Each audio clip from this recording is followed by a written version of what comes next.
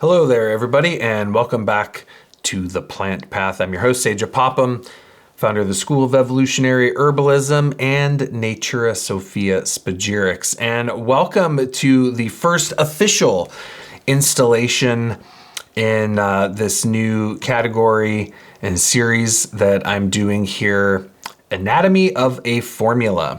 And I want to start off talking about a classic pair of herbs used in North American herbal medicine. And this would be I think of them as they're a dynamic duo, man. This is a powerful pair of herbs. This would be Capsicum and Lobelia, or Cayenne and Lobelia.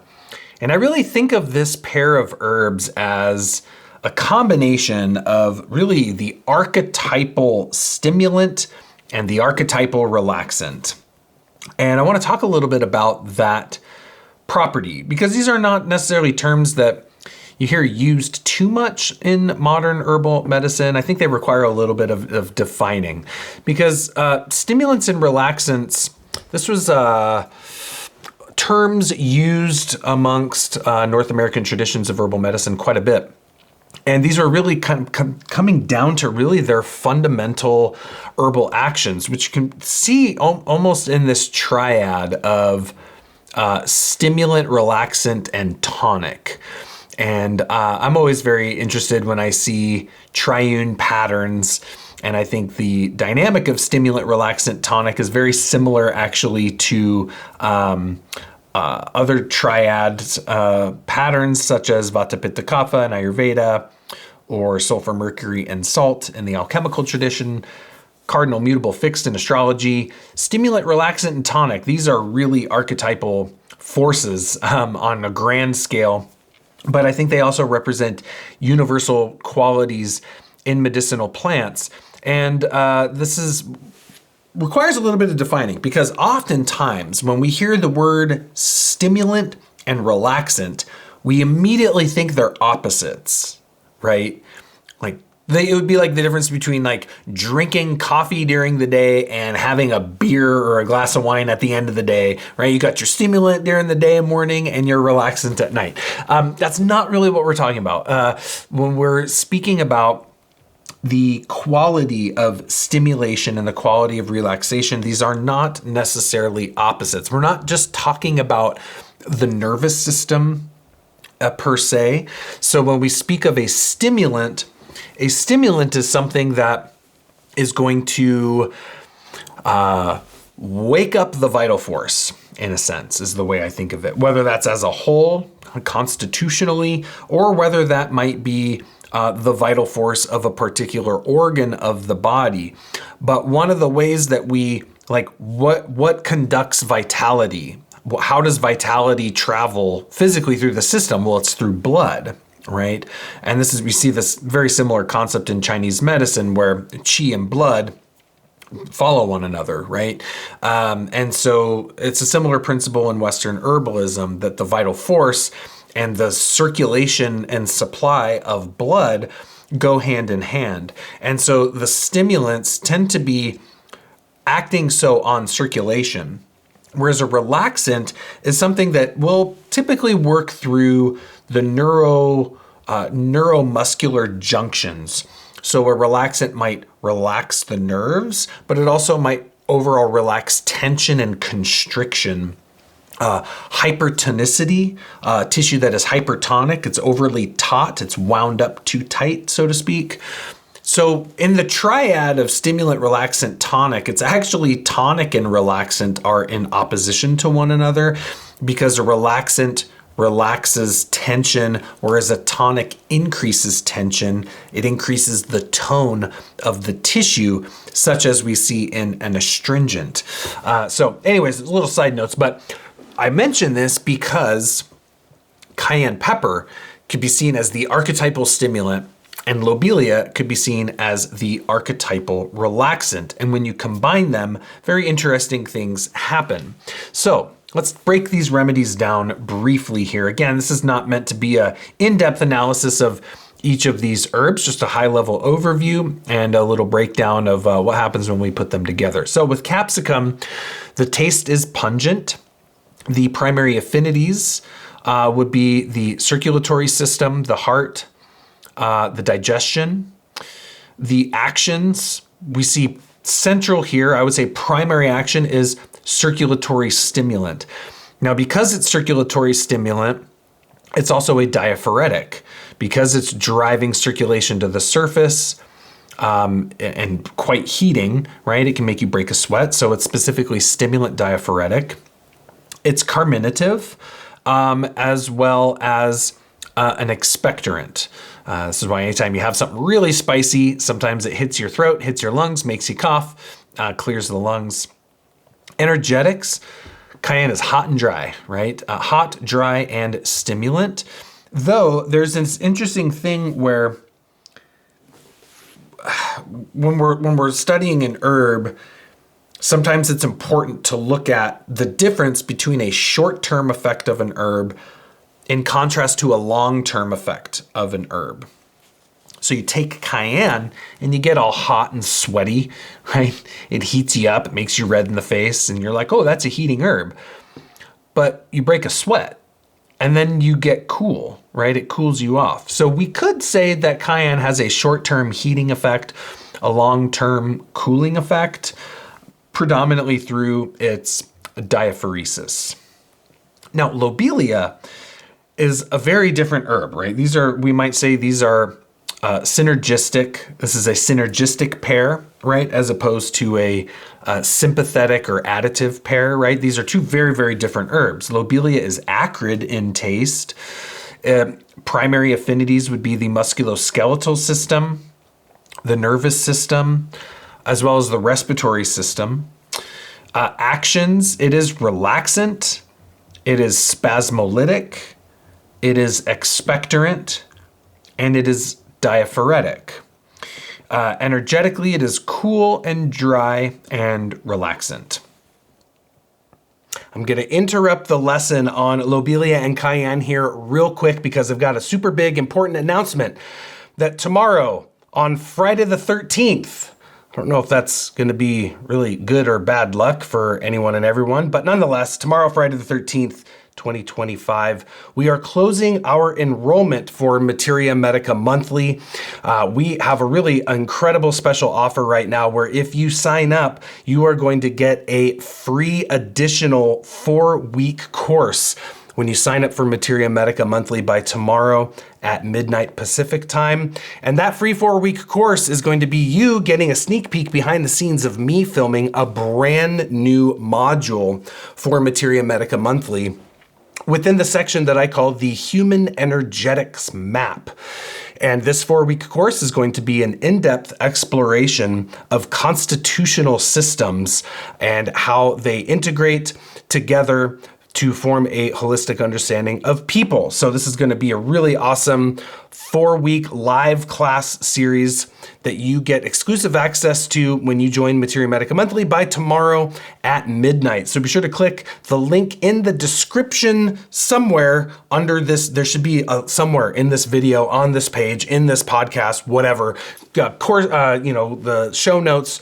There should be a link somewhere for you to click and get all the details on Materia Medica Monthly and how you get a free bonus 4-week course on the Human Energetics Map and constitutional systems when you enroll by tomorrow, Friday the 13th, 2025 at midnight Pacific. So check it out. I hope to see you in there. And without further ado, let's get back to our discussion of the dynamic duo of lobelia and cayenne.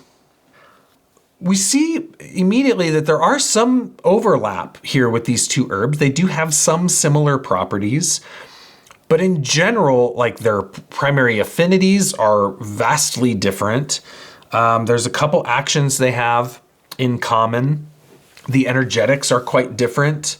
So let's go through these a little bit. Let's talk about the differences. So again, this pair is a great example of synergy in formulation because we have two drastically different herbs that when combined together do some really interesting things. I would say the the differences is energetically, we see one is hot and the other is cool. We see one is stimulant, one is relaxant, as we spoke of. And I would say this makes them have a nice, somewhat humoral balancing effect, right? That said, cayenne is very, very hot. Lobelia is cool. I would not say it's a cold remedy. It's cooling, certainly not cooling enough, I would say, to balance the warming effect of cayenne. So I would say this pair would, depending on the ratios of the two, would probably have predominantly a net warming effect, definitely a net drying effect. And the combination of stimulation and relaxation is the main thing that we really want to focus on. I would say some of the primary differences would be the affinities, right? So cayenne has a very strong focus on the mucosa of the digestive system, the respiratory system, the circulation of blood. It's really I really think of it as a cardiovascular herb. Whereas lobelia is really working on the neuromuscular junction. Now, what's interesting about these two systems is that these are, I think of them as like global systems. They're systemic systems, right? Whereas like your liver is right here and your stomach is right here. It's like it's a vital organ. It has its kind of singular location. Whereas the cardiovascular system, vasculature is dispersed throughout your entire body. Nervous system dispersed throughout your entire body. Muscles dispersed throughout your entire body. So they're systemic systems. And in that way, these herbs have a very broad-reaching effect on the body. So they are, in a sense, very constitutional in that way. So there's very stark differences in their primary affinities. But what's cool that I'll describe here in a minute is how these two affinities start to overlap and influence one another. They also obviously have a pretty strong distinction in their flavor profile. This combination has a strong taste, right? Lobelia has a very strong acrid taste. Cayenne clearly is very pungent, as I'm sure you know. But let's talk about the overlap a little bit. So this is a powerful diaphoretic pair, okay? So we see these are both diaphoretic herbs. So it's additive in that they're both diaphoretic, but it's synergistic because they're different types of diaphoretics.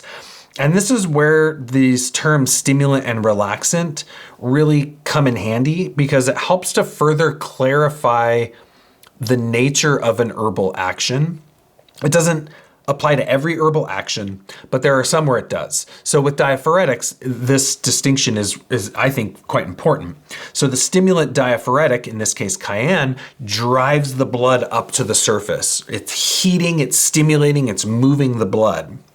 The relaxant diaphoretic, in this instance lobelia, relaxes the surface. It relaxes tension, so to speak, in the pores, tension in the capillary beds, so that blood can reach the surface easier.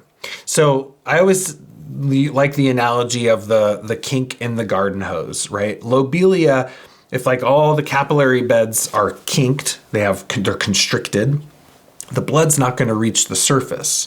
A relaxant diaphoretic unkinks the hose, dilates that circulation, opens everything up so that the cayenne can bring it up to the surface. So that's a stimulant and relaxant diaphoretic combination, usually a really great strategy in the approaching treatment of fever. Also a very powerful expectorant pair. Again, additive in that they're both expectorant, synergistic, and that they do it differently. Again, a stimulant expectorant in cayenne and a relaxant expectorant in lobelia. So very, very useful for what we might think of cold, damp, phlegmatic, yet spasmodic coughs, okay? That would be a cold, damp asthma, for example, might be a good consideration for a pairing of cayenne and lobelia. Now, we also see that this combination, from a constitutional perspective, is a very nice combination for vata patterns, right? To use Ayurvedic terminology, vata tends to be cold, dry and tense. Now, obviously, both of these herbs are drying. This is a common feature in trying to address Vata patterns, but the cayenne's going to warm up the coldness of Vata, and the Lobelia will relax the constriction of Vata. So a very useful pair here in addressing the pattern of Vata. The only thing I would say about it is Vata is quite sensitive, and these are pretty strong herbs. So you would just use small amounts. I generally like to use milder herbs for Vata because they can be so sensitive and mutable. But that is a consideration there. From a constitutional perspective. And in that instance, I would also add, from an astrological medicine perspective, very useful pairing for addressing the patterns of Mercury, who rules the respiratory system, governs the wind tension tissue state, can tend to be cold, tense, and relating to aspects of the nervous system, which Lobelia addresses very nicely. Now, Lobelia is not necessarily, some consider it nervine. I don't really think of it so much as a nervine personally. I tend to think of it as very specific for the neuromuscular junction. It's like, you don't use it like you do nervines to like calm you down when you're stressed out. Although I think it does do that a little bit if you take a lot of it, if you can stomach taking a lot of it. But it's more like where a nerve plugs into a muscle fiber and it settles that down. So it really works on the ECR cycle, the excitation, constriction, relaxation. When the EC part of that is excessive and you can't get to the R, so the nerve and muscle fiber is excited and then contracts, and it can't switch into the relax phase, Lobelia is very nice for kickstarting that. I would also add magnesium is very good there as well. So the way that I think of this pair is that like Lobelia dilates and relaxes everything, especially the vasculature. It relaxes the entire system, right? So it's gonna, on a physiological level, it's gonna dilate, open, and relax the neuromuscular junction, especially around blood vessels, right? So it's gonna open everything up, and then cayenne is gonna drive the blood through that system. One way of thinking of it, to use kind of some of the older understanding of these herbs, would be that one equalizes the circulation, equalizes the distribution of blood throughout the body. The other equalizes the nerves, and it equalizes the charge on the nerves, so to speak. Now, that's not like scientifically, probably not a scientifically valid way to describe it, but I think it's a useful way of describing the resultant effect. Because you might have some areas maybe that are tense or constricted and other areas that are maybe overly lax. It can kind of adjust that more on the tension side. Now, let's talk about how this pairing was used traditionally from some of our traditional North American herbalists. So T.M. Lyle notes the pair of capsicum and lobelia for pneumonia. This is likely because both are, as I mentioned, expectorant, but in different ways. Pneumonia is going to tend to be more damp, more phlegmatic. The cayenne is going to help stimulate that cough reflex, dry up excessive mucus secretions, aid in the removal of the phlegm, and if there's spasm, constriction, tension, coughing fits, the lobelia is very helpful on that level. Rheumatism. So this is interesting. So for rheumatic pain, on the one hand, the lobelia can relax the tension in the musculature. And then the cayenne is going to warm the joints. It's going to bring blood flow. It's going to bring fresh oxygen. It's going to relieve blood stagnation, which a lot of pain can be due to stagnation of blood. And so blood and qi from a Chinese perspective. So we could say the lobelia can kind of aid in the qi stagnation, which might be like a form of constriction. Because if there's constriction, now the blood can't flow. So oftentimes if there's qi stagnation, there's blood stagnation. So it's a similar concept here in the Western approach with a stimulant and a relaxant. You, again, unkink the hose and then increase the water pressure, so to speak, with the cayenne. So that can be useful for rheumatic pains. Now, Priest and Priest note it for uterine and ovarian congestion, which can manifest as a wide variety of female reproductive issues. So uterine and ovarian congestion or stagnation, we might think of a damp stagnation type tissue state, blood stagnation. This can lead to, things like fibroids and cysts or, stagnant clotty menses and things like that. Could potentially lead to excessive uterine spasm during menses. So in those instances, again, Cayenne is going to move that stagnant blood, move that congestion. Lobelia is going to perhaps relax some of the tension and spasm in the smooth muscles of the uterus, but also open up the circulation to get the blood there. And I think that's really the theme of this pair, is it's literally Lobelia is going to open everything up, and then Cayenne's going to drive the blood there. And that is like so universally applicable in so many areas of the body. It's like the blood is everything, right? It's what's delivering all the nutrients, the oxygen, it's carrying away the waste products. If something is lacking vitality and is lacking stimulation, it's what we might think of as being cold or depressed in its tissue state. We need to bring blood to that area. And sometimes that blood needs to be driven to that area. Sometimes the highway to get the blood to that area needs to be relieved of tension, which is what Lobelia does. Now, William Cook used this pair along with Calophyllum, blue cohosh. That's Calophyllum thalictroides. And so this would be a triplet. Okay, so what we see here is he's using that for convulsions. Convulsions is something that we might classify in TCM. It might fall under the category of something like liver wind, which would be a lot of neurological symptoms that cause musculoskeletal symptoms. So that would be like twitches or spasms or convulsions, epilepsy, tics, things like nervous tics and things like that, like neurological things that affect the muscles. That's like Lobelia, right? It's a really key indication for Lobelia. And the combination of blue cohosh or Calophyllum would be a additive or a sympathetic effect with Lobelia. So Lobelia Calophyllum as a pair is a very distinct spasmolytic pair, right? You have two very different types of spasmolytics, very different types of constituents in them, just this very different types of remedies in the way they go about it, but they have a very similar net effect in that they're both spasmolytic. So I think of Lobelia Calophyllum as this additive sympathetic pair and Cayenne as the synergist, right, to drive it and make sure that we're going to get it to the right area of the body. So that one comes from William Cook.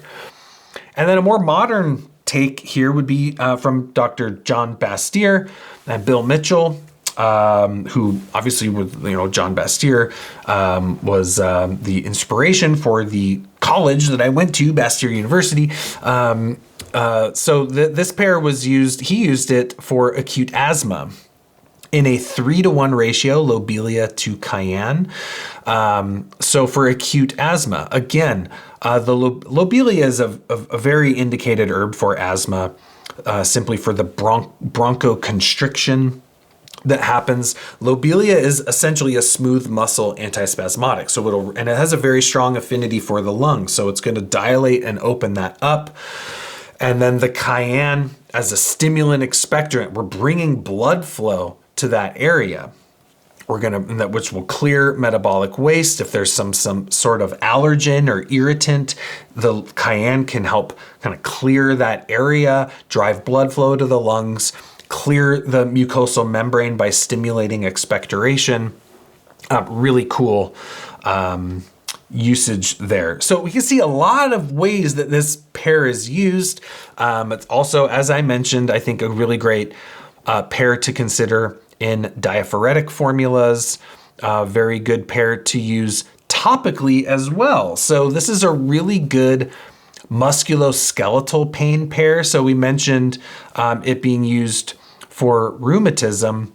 That has topical applications as well. So I can personally attest to this. I've used Lobelia and Cayenne topically quite a bit as someone with pretty chronic low back pain and have sustained some relatively severe musculoskeletal injury. It's very, very good for relaxing tension in the muscles, but also acutely relieving pain. The Cayenne is a very nice topical anodyne or analgesic. It heats up the area. It's a rubefacient, right? So you have a rubefacient property with Cayenne to increase local blood flow, stimulate local circulation, and then the Lobelia will help to relax that muscle topically as well. And you can use this. I remember I had a period of time where I would get this muscle twitch in my shoulder right here, always at nighttime when I'd be trying to go to sleep. I'd just be laying there and all of a sudden right here, it would just start fluttering like crazy and it would keep me awake. I really could not sleep at night because of this darn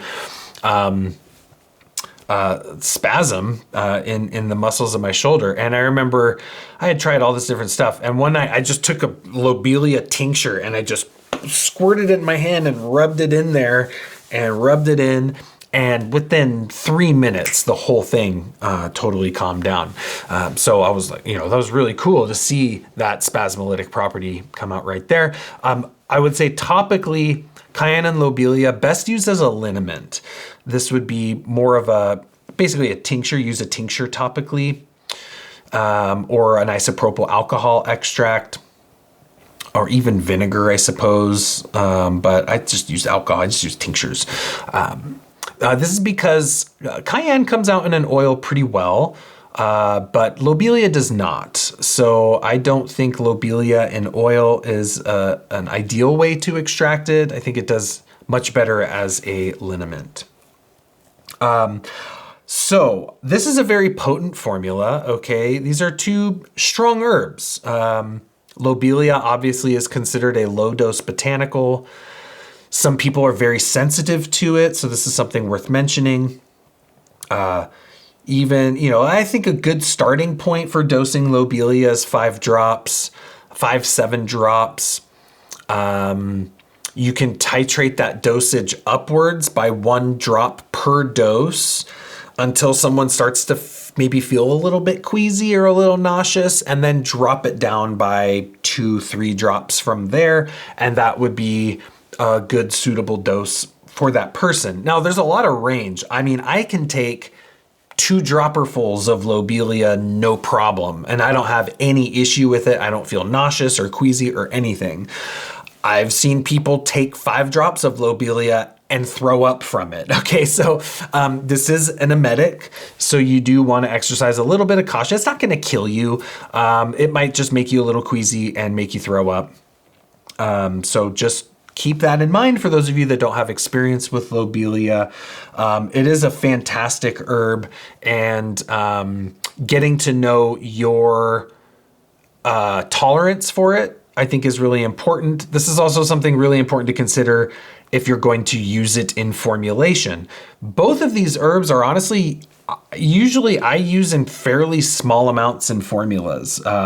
Oftentimes 5% of a formula is what I would allocate for Lobelia or Cayenne. Cayenne usually even less, because even 5% Cayenne in a formula can just totally dominate the formula. Depending on how concentrated the extract is. Cayenne's one of those herbs that you don't need a 1-to-2 ratio tincture. It's just unnecessary. It's a strong plant. You can do it at like a 1-to-10, and it'll be perfectly fine. Pairing it, as we said, Bill Mitchell would use a 3-to-1, so that would be 75% Lobelia, 25% Cayenne. I've commonly used it 50-50, just a simple 50-50 pairing of it. And you could use that in a way, like a pre-formulated pair of this. if you, as a module, so to speak, so you had a Lobelia Cayenne pair 50-50, you could pre-formulated, you could add that pair 5% to a formula. So therefore you'd have 2.5% of each in that formula, total sufficient amount. If you were taking a 5 milliliter dosage of that formula, of a formula where, say you had Lobelia in it at, for the sake of math, since I'm doing this off the top of my head, if someone was taking 5 mils and Lobelia was 10% of the formula, that means they would be getting about 0.5 mil of Lobelia, so half a mil of Lobelia. So then if that was cut in half and Lobelia is at 5%, that would be they're at half that amount, right? So it's a pretty low dose. It's a good starting amount. I think 50-50 is a good starting point. 70-30 can be a good ratio too, or 75-25. So that is Lobelia and Cayenne. If you have not experienced either of these herbs, I encourage you to play around with it. It is a really, I feel like this is such a universal pairing of herbs. You could add 5% 50-50 pair of Lobelia and Cayenne to a lot of formulas, and it'll just enhance the efficacy of the formula, because it is, in a way, the archetypal quintessential driver component, right? Where you're just driving the whole formula. You're opening everything up with Lobelia and you're pushing it through with Cayenne. You put a small amount of that in another formula and it's like a delivery mechanism, right? You're gonna be driving all of those other herbs to their targeted tissue site more effectively and more efficiently. So that is the anatomy of Capsicum and Lobelia. Hopefully you'll learn something new about these herbs and some formulation principles, and a little bit of a good therapeutic strategy and approach that you can hopefully incorporate into your practice. Thanks so much for making it to the end of this episode of The Plant Path. I truly appreciate it. If you have not already, hit that like and subscribe button. It does help support the channel more than you might know, as does making it to the end. If you're watching or listening anywhere other than evolutionaryherbalism.com, head on over there where we've got tons of free resources on our blog and more in-depth free workshops and training there to support you on your plant path. So until the next one, take care and be well.